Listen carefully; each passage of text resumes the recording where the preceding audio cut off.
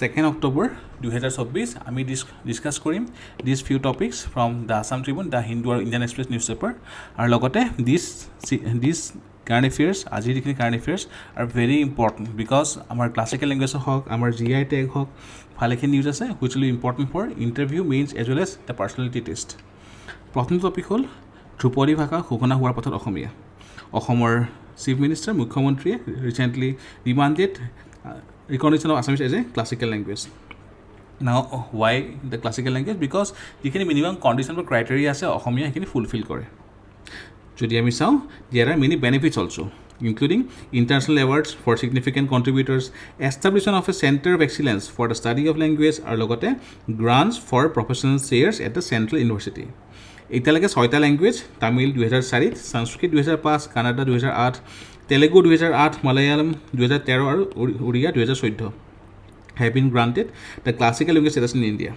Okay, now why, what are the minimum criteria আৰু অসমৰ ইয়াত কোনকেইটা ফুলফিল কৰে প্ৰথমটো হ'ল আমি অসমীয়া ল্যাঙ্গুৱেজ ট্ৰেচ কৰিব পাৰোঁ the 4th century BC Mahasthangarh stone inscription এতিয়া আছে বাংলাদেশত সো যেটো এটা কন্ডিশন আছে যে বহুত পুৰণা ল্যাঙ্গুৱেজ হ'ব লাগিব এটলিষ্ট 2000 ইয়াৰ্ছ ওল্ড সেইটো মানে ফুলফিল হৈ যায় বিকজ মহাস্থানগড় ষ্টোন ইনস্ক্ৰিপশ্যনৰ কেইটামান ৱৰ্ড বা লেটাৰ আমাৰ অসমীয়াত এতিয়া ইউজ কৰোঁ নেক্সটটো হ'ল বাংলাদেশ আগতে আমাৰ এনচিয়েণ্ট কামৰূপ টেৰিটৰী ভিতৰতে ধৰা হৈছিলে আৰু লগতে মহাস্থানগড় ইনস্ক্ৰিপশ্যনত আমাৰ পোৱা যায় প্ৰাকৃত language The language of this inscription cannot be Magadhi Prakrit either because the contemporary language of the Assamese edicts are not found anywhere but after history. If the language was to be the language of Magad, then it could not be extinct. আৰু বহুতে demand কৰে যে মহাস্থানগড় ইনস্ক্ৰিপশ্যনৰ কেইটামান letter আমাৰ অসমীয়া ৱৰ্ডৰ লগত similar হয় নেক্সটটো হ'ল the Kautilya অৰ্থশাস্ত্ৰ Many Assamese words are found in the Kautilya's Arthashastra written in the 4th century BC. Okay, our inscriptions found so far in different corners of Assam carried many local words which were not Sanskrit, which means a local language or Prakrit must be there in Assam. So these data and resources help us to prove that the antiquity of the Assamese language at over 1500 years. Our G2 minimum criteria for the classical language status. Now যদি আমি sound status কি আছে criteria এটা হ'ল 1500 ৰ পৰা 2000 বছৰ পুৰণি হ'ব লাগিব নেক্সটটো হ'ল a body of ancient literature text which is considered as a valuable heritage নেক্সটটো হ'ল literary tradition should be original and not borrowed from another speech and community আৰু লাষ্টটো হ'ল the classical language and the literature being distinct from modern there may be a discontinuity between classical language and its later forms of offshoots now this are the primary benefits এটা হ'ল international award for those who contribute significantly. Government has to set up center of excellence আৰু central universities can give grants for professional chairs for classical languages বহুত বেছি important হয় GS সাইবৰ ক্ষেত্ৰত আৰু আমাৰ অসমীয়া লেংগুৱেজটো evolution চৰ্যাপদৰ পৰা আৰম্ভ কৰি আমাৰ যিখিনি ইভলিউশ্যন সেই পাৰ্টটো আমাৰ কাৰণে ইম্পৰ্টেণ্ট হ'ব আমাৰ নেক্সটটো বহুতেই important 8 products used by Assam tribes including traditional food items granted GI tag আৰু the application for GI tags for the 3 variants of rice beer was filed by Boro Traditional Brewers Association. First to whole 𝐤𝐲 has the highest percentage of alcohol, about 16.1% when compared with other varieties of beer made by Boro community. Next to whole 𝐓𝐨𝐽 locally known as 𝐓𝐵𝐽 or 𝐓𝐵𝐽. It's a welcome drink by most Boro tribes. Then 𝐵oro-𝐽 traditionally fermented rice-based alcoholic beverage. Then Boro Nafam, important and favorite dish of fermented fish. Okay. Next GI tag also for Boro Onla, a rice powder curry. Then Boro Narji, semi-fermented food prepared with jute leaves, which is rich in omega-3 fatty acids. Then Boro Aronai, small beautiful cloth. বহুতে কয় গামোচাৰ লগত বহুত ৰিজাই Boro Aronai. Then Boro Gokha, GI tag, locally known as 𝐤𝐽𝐲 prepared during the Bisagu festival. So these are the new GI tags. এতিয়া আমাৰ আগতে আসলে আমাৰ 33টা GI tag এতিয়া 8টা হৈ গ'ল আমাৰ টোটাল GI tag কিমান হ'ল there are 41 GI tags from Assam. Okay, so that is one of the highest in India. So these are the previously declared 33 GI tags of Assam, and these are the 8 new GI tags from Assam. Important hour prelims karone mains karone. Next is Bengal florican. So wildlife week under promote cross Bengal florican. It's a critically endangered bustard bird. Okay, reverse sexual dimorphism, male smaller in size than female, omnivorous, feeds on seeds, grains, tender shoots, insects, and even frogs and snakes. It's a indicator species. It's a grassland indicator species. Inhabits dry or seasonally inundated natural or semi-natural grasslands. Of less than 500 in Indian subcontinent, around 250 exist in Assam, found around Kaziranga, Manas, Orang, 𝐷𝐵𝐸 National Park, and 𝐓𝐶𝐲 and Burasapuri. Challenges কি আছে? Habitat degradation, grassland conversion to agricultural fields, etc. So our important whole IUCN status critical endangered sites are Appendix 1 or Wildlife Protection Act of India under Schedule 1 of yet আছে. The next topic is Iran-Israel tension. Now, what is the axis of resistance? Now, axis of resistance typically refers to a geopolitical and strategic alliance among certain countries and groups in the Middle East that share common goals and interests. The axis often opposes what its members perceive as external interference, particularly from Western powers, and advocates for self-determination, sovereignty, resistance against perceived occupation, etc. The alliance is characterized by shared opposition to certain foreign policies, especially those of the United States and allies in the region. Lokote key components hoy Iran, Syria, groups such as Hezbollah in Lebanon, etc. Now, in the recent Iran-Israel tension, আৰম্ভ হৈছিল December 2023 পৰা Israel killed Sayyed Razi Mousavi, a senior Islamic revolutionary guard corps general in Damascus. Later, Iran retaliates with missile strike. Okay. Next April, again Israel bombs Iranian embassy in Damascus. Brigadier General Mohammad Reza Zahedi and other officers killed. Irane তেতিয়া আকৌ after that Irane আকৌ direct attack কৰিছিলে. Now, in July, Israel hit 3 of its enemies, Iran, Hezbollah, and Hamas within 24 hours. So, it's and recently, the day before yesterday, Iran fires missile at Israel. So, this is the turn of events. So, West Asia is burning now. It will be important for interview also and for mains also. আমি ইয়াৰ ওপৰত further আকৌ discuss কৰিম. The next topic is Swallowtail butterflies is key Assam habitat faces citrus worry. Now, এতিয়া আমাৰ ইয়াত মেইনটো হ'ল যে in the recent study there is a alarming decline in swallowtail butterflies in Assam's borderline territory region, primarily due to habitat loss আৰু overexploitation of their host plants. So again species to threaten হৈছে আৰু mainly due to habitat loss. Okay. Now, what is the citrus connection? যিটো আমাৰ এইটো আৰ্টিকলত কৈ আছে. The northeast region is recognized as a citrus belt of the world, hosting 52 varieties of 17 citrus species and 6 hybrid species. তো আমাৰ নেমু টেঙা যাতে যিখিনি আমাৰ ফ্ৰুটছ আছে, কমলা টেঙা এটচেট্ৰা, তো ইমানখিনি আমাৰ ইয়াত ডাইভাৰ্চিটি বহুত আছে. লগতে অসম, মেঘালয়, অৰুণাচল প্ৰদেশ, মণিপুৰ, নাগালেণ্ড, মিজোৰাম, তো ইয়াতে আমাৰ দিছ ডাইভাৰ্চিটি পোৱা যায়. It refers to oranges, lemons, limes, grapefruits extensively cultivated. Okay. Now, যদি আমি কওঁ যে swallowtail butterfly mainly rainforest পোৱা যায়, উডলেণ্ডত পোৱা যায়, আৰু ট্ৰপিকেল আৰু টেম্পাৰেট ৰিজনত পোৱা যায়, Asia, Africa and Americas. Okay. আৰু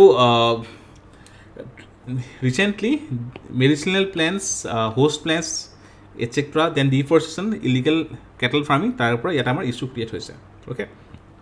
Now, behavior, strong flyers, diurnal activity, global trends, tropical and temperate regions, environmental indicators.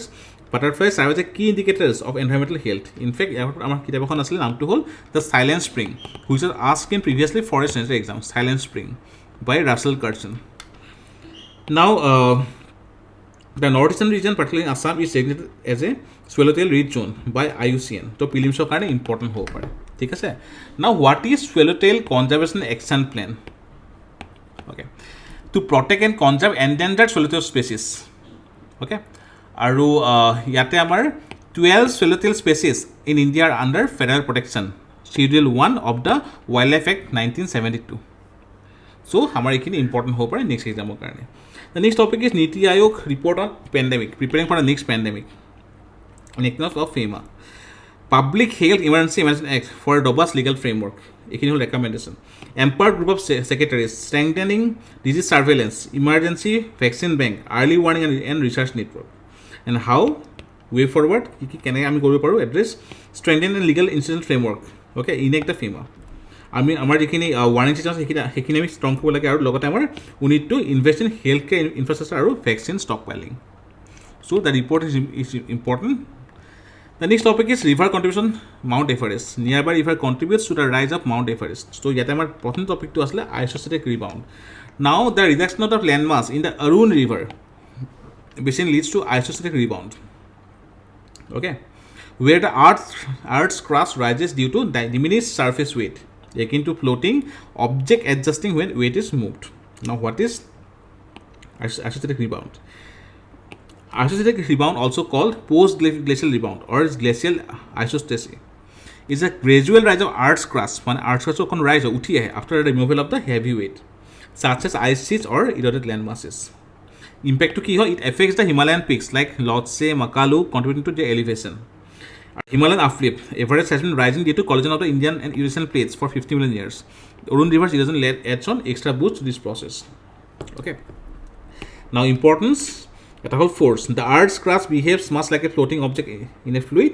When a heavy load like an ice sheet or eroded rock is removed, the crust rebounds.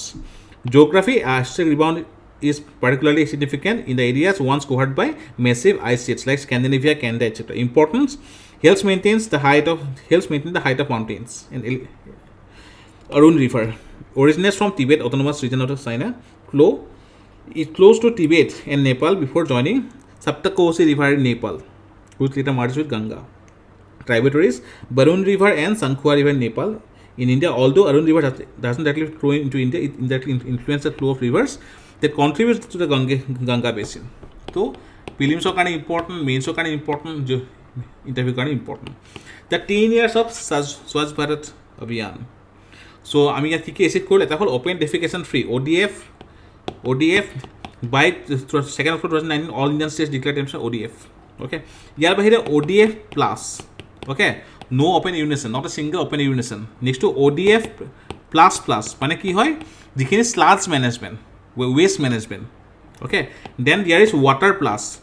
Now what is water plus? Water plus means যে যিখিনি waste water যাব সেইখিনি treatment কৰা হ'ব natural ফ্লোত add যোৱাৰ আগত. Now health impact as per the Nature Journal, it saved 60 to 70,000 lives annually. Dignity and security of women, economic benefits 50,000 saved for each household annually. Logote addressing SDG 6. What is SDG 6? Sanitation and clean water. Global influence. Nigeria launched the Clean Nigeria campaign. Okay, so this is important for means. Next topic is Sinus of 2.0. I already discussed কৰিছোঁ. Okay, so Sinus of 1.0 কি আছিলে? In the 2000s there was debate on whether China would become the capitalist powerhouse. Okay, আৰু সেই সময়ত US President Bill Clinton supported China accession to WTO, believing that economic integration would lead to political reform. But China's entry into WTO became as a Sinus shock. Okay, prelims are kind of important, mains are kind of important. Why? Because after WTO entry, okay, so it opened the gates for the cheap Chinese goods towards the other country. The shock disrupted the Western economies and had a detrimental impact on Indian manufacturing. Now, the China shock 2.0 refers to rapid export growth in high-tech sectors such as solar equipment, electric vehicles, semiconductor, domestic demand, etc. Okay, so important hoy mains karone PM E-Drive subsidy scheme launched. This scheme designed to accelerate electric mobility.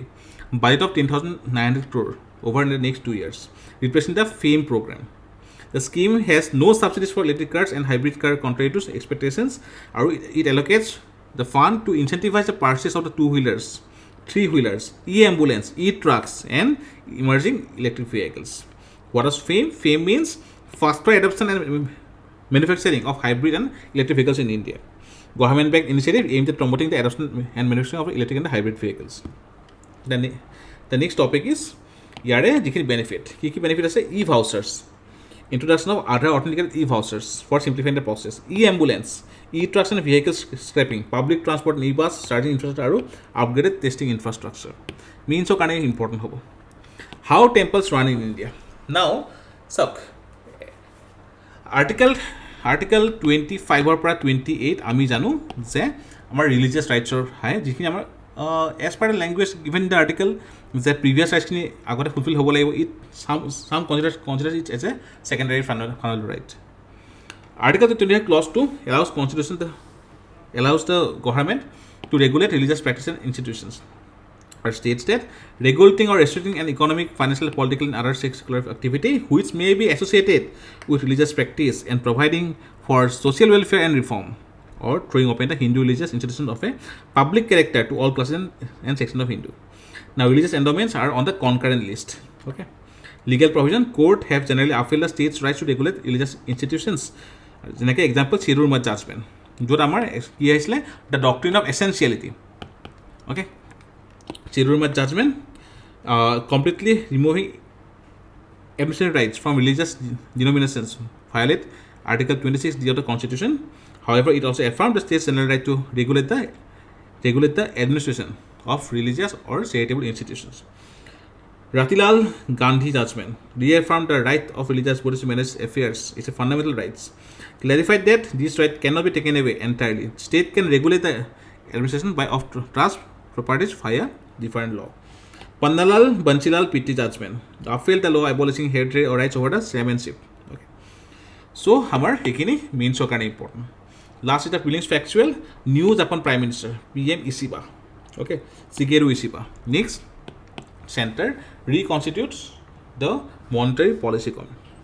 ঠিক আছে আৰু new excel member Ram Singh he was director of the Indian Delhi School of Economics. Then Saugata Bhattacharya, David Edit. Okay. আৰু now MPC report আমাৰ already আগতে question আহি গৈছে ঠিক আছে আৰু ইয়াতে আমাৰ MPC is a 6 member body য'ত আমাৰ মেজৰিটি হিচাপে আমাৰ ডিচিশ্যনবিলাক লোৱা হয় ৰাইট আৰু ইয়াতে আমাৰ 2016 পৰা আমাৰ কি হৈছে ইয়াতে আমাৰ RBI একখন এমেণ্ড কৰা হৈছে নাও এতিয়া আমাৰ ইয়াত কি হয় it's the 6 member MPC committee the target the inflation okay inflation targeting কৰে আমাৰ 2 পৰা 4 +- 2 এইটো হ'ল আমাৰ ইয়াৰ বেণ্ডউইথ দিজ আৰ ইম্পৰ্টেণ্ট হ'ল মেইনলি